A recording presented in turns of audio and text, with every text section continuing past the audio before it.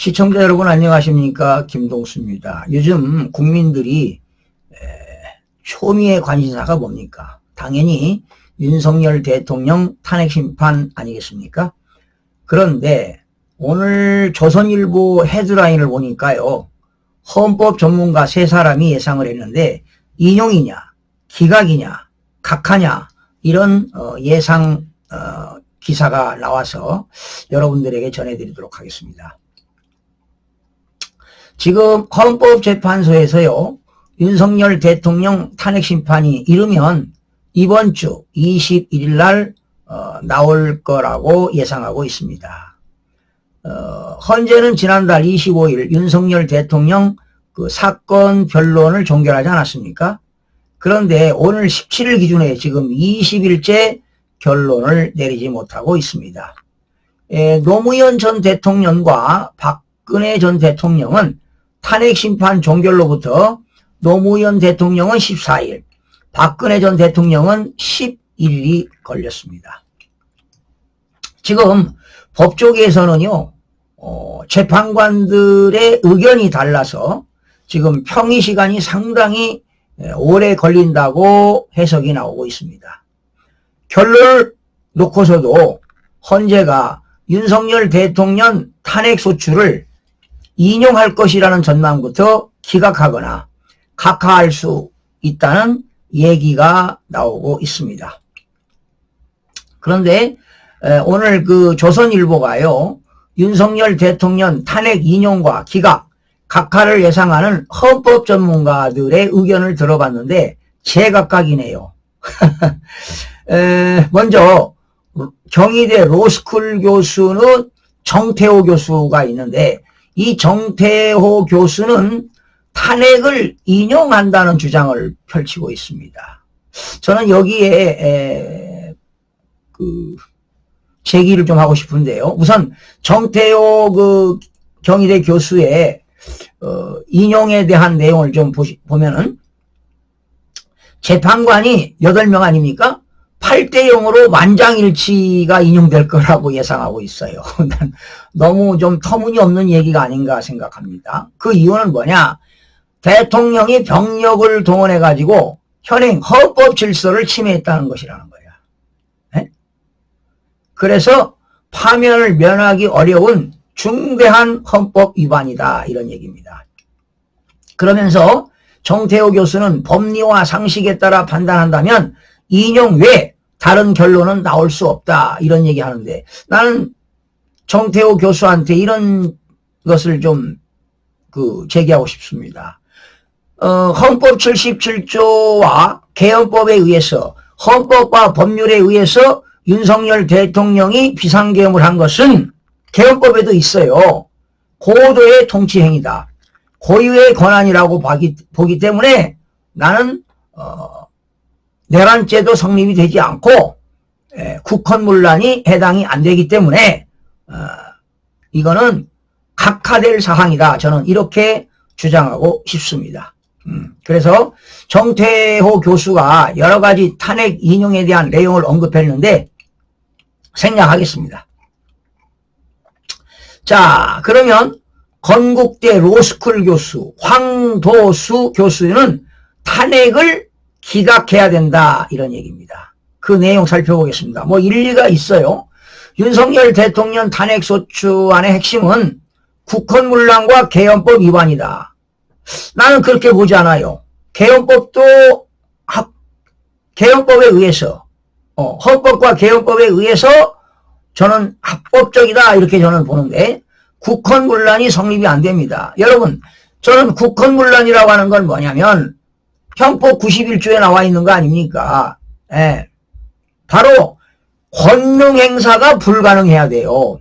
그러면 개헌군들이 국회에 들어갔는데 개헌군들이 국회의원들을 뭐 행사를 못하게 불능시켰나요? 권능행사가 불가능했냐고요. 국회의원들이 국회의사당에 들어가서 투표까지 다 했잖아요. 국회의원들이 다치기를 했습니까? 뭐 했습니까? 아니 최고 통수권자가 비상계엄을 할 정도면은 대한민국의 국가 기능이 마비되고 에? 기본 질서가 무너지고 상권 분립이 훼손됐기 때문에 한 거 아니겠습니까? 특히 부정선거를 밝히려고 한 거 아니에요. 그러니까 황도수 교수도 지금 국헌문란과 개헌법 위반이라고 하는데 부정선거를 모르는 거야. 에? 22대 때 지역구 국회의원 53명 가짜 국회의원이 나왔다고. 이 로스쿨 교수들도 문제야 이게. 응? 그러면서 지난해 12월 3일 날 비상계엄 당일 국무회의는 회의 시간이 5분에 그쳤고 회의록도 작성되지 않아 일정 부분 절차적 하자가 있었다. 뭐 이건 지적할 수 있어요. 그러나 대통령을 파면할 정도로 위법성이 중대하지 않다고 본다. 남는 것은 국회 봉쇄, 정치인 체포 등 국헌문란이 있었는지 여부다. 정치인 체포 명단 그건 가짜라니까. 에? 홍장원이하고 박선원이가 짠 거 아니야. 박선원이는 간첩이야. 국회의원 중에 간첩이야. 반국가 세력이라고. 황도수 교수도 이걸 모르고 있다 이 말이야. 응? 그러면서 헌법재판소는 윤석열 대통령 탄핵 변론을 진행하면서 증인신문 시간을 90분 제한했고 증인들이 부인한 검찰 조서를 증거로 채택하기로 했다. 증인들이 부인하는 거잖아. 증인이나 증거조사가 부실하게 이루어진 것이다. 당연하지. 특히 윤석열 대통령 측이 부정선거 의혹과 관련해 중앙선거관리위원회 서버 감정을 헌재 재판부에 3차례나 신청했는데 납득할 만한 사유도 없이 모두 기각했다. 이거 문영배가 장난치려고 하는 거 아니냐고. 문영배는 인용시키려고 하는 거 아니냐고.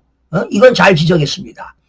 그러면서 심증을 형성할 증거가 부족하니 국헌문란의 혐의와 관련해 법률과 헌법 위반이 있었는지 그 수준이 어느 정도인지를 판단할 수 없는 상태다. 이처럼 대통령 탄핵 여부를 판단할 증거가 부족하다고 생각하는 재판관이 여러 명 있을 것으로 보인다. 그러니 재판관 8명 중 최소 2명 이상은 증거가 부족하다고 판단해 기각을 결정할 것으로 본다. 그러면 기각하려면 6명이 있어야 인용이 되는 거니까 5대 3이나 4대 4가 될 것이다. 이런 얘기 아닙니까? 그잖아. 기각되려면 8명 중에서 5대 3이나 4대 4가 되어야 될 것이다. 이렇게 보는 겁니다. 그리고 이런 걸 지적했어요.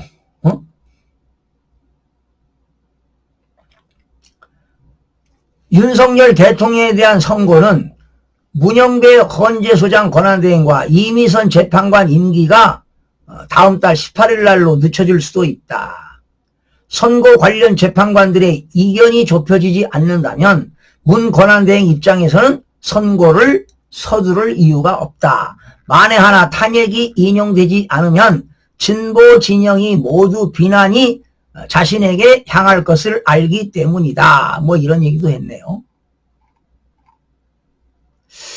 자, 여러분, 이호선 국민대 법과대학장은 탄핵이 각하되어야 된다라고 주장하고 있습니다. 요거 좀 살펴보겠습니다. 여러 정치적 논쟁을 차지하고 오로지 법리적으로만 보면 윤석열 대통령 탄핵 심판은 만장일치로 각하될 것으로 본다. 만장일치로.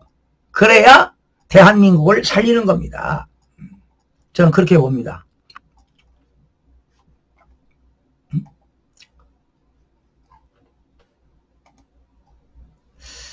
자, 헌법재판소는 국회 측이 탄핵소추 이유에서 내란죄를 빼겠다고 했잖아요. 그러면 심리를 중단해야 했어야 돼요. 내란죄를 철회한다는 것은 탄핵심판의 사실관계 대부분을 지우는 것이고 국회의원들의 포결권을 침해한 것이다. 여러분, 국회에서 내란죄를 탄핵심판에서 없었다면 여당 국회의원에서도 반대했을 거라고. 그렇지 않습니까? 그러니까 또한 심리 과정에서도 윤 대통령 측의 방어권은 심대하게 침해됐다. 헌법재판소법은 진행 중인 수사 재판 기록은 요구하지 못하도록 규정하고 있는데 헌재는 검찰과 경찰, 공수처의 내란죄 수사 기록을 탄핵심판 증거로 채택했다. 이건 잘못된 거야, 이거는. 이건 헌법재판소법 위반이라고 저도 방송해드렸죠. 그리고 증인신문 시간을 한 명당 45분으로 제한한 것도 문제입니다. 수사기록을 제출한 측이지요. 국회 측과 기록 내용을 일일이 반박해야 하는 대통령 측의 입장이 같을 수는 없지 않는가. 국회 측이 그만큼 시간을 벌고 들어간 것이다. 진술에서 모순이 드러난 증인은 충분히 신문이 이루어지도록 해야 한다. 그런데 문영배가 말이죠. 초시계를 갖다 놓고 하는 게 어디 있습니까? 중대한 거니까 대통령 탄핵을 결정하는 거니까 심사숙고하게 다뤄야 되지 않습니까? 그리고 재판부 구성도 공정하지 못해요. 이미선 재판관 보세요. 친동생이 민변사나 윤석열 대통령 퇴진특별위원회 부위원장을 맡고 있잖아요. 그 이미선 그 여동생이 이상인가 누구죠? 그리고 정계선 재판관 남편은 어떻게 됩니까? 국회 측 대리인 김희수 그 변호사와 함께 근무하잖아요. 에? 공정성을 의심할 수밖에 없다 이 말이죠. 그렇지 않습니까? 그래서 유럽인권재판소도 재판장 조카가 한쪽의 변호사일 경우는 재판의 공정성이 훼손된 것이라고 판정했어요. 그런데 헌재는 대통령 측 기피 신청을 기각했잖아요. 대통령 측이 기피 신청했거든. 재판관 자진 회피 요청도 답하지 않았습니다. 여러분, 회사에서요 사원을 징계할 때도 이렇게 진행하지 않습니다. 법원이었다면 이런 징계가 무효라며 취소 판결을 내렸을 겁니다. 직장 내 징계도요 절차적 정당성을 갖췄는데 하물며 나라의 미래를 좌우하는 대통령 탄핵 심판은 더욱 신중하게 진행해야 되지 않습니까 여러분? 자, 여러분 국민 통합 측면에서도 각하 결정이 가장 좋아요. 저도 그렇게 봅니다. 인용이나 기각 모두 엄청난 사회적 분열을 불러올 것이다. 헌재는 공동체적 관심에서 결정해야 한다. 잘 지적한 겁니다. 그럼에도 헌재가 각하 없이 본인 판단을 내리겠다면 비상계엄 자체의 이원성 여부뿐만 아니라 비상계엄 선포 배경도 충분히 검토해야 한다. 파면할 정도의 이법이 있었느냐는 질문은 그 기준이 상대적일 수밖에 없다. 대통령이 비상계엄 선포 이후로 지목한 야당의 입법 권한 남용입니다. 거대 야당의. 그리고 선관위 서버 부정 개입 가능성 등도 헌재가 종합적으로 판단해야 할 것이다. 이런 얘기했는데요. 지금 이 법과대 헌법학 교수들 세 사람 다 부정선거를 잘 모를 겁니다. 여러분 윤석열 대통령이 비상계엄한 건 세 가지예요. 에? 거대 야당의 국회 폐악질입니다.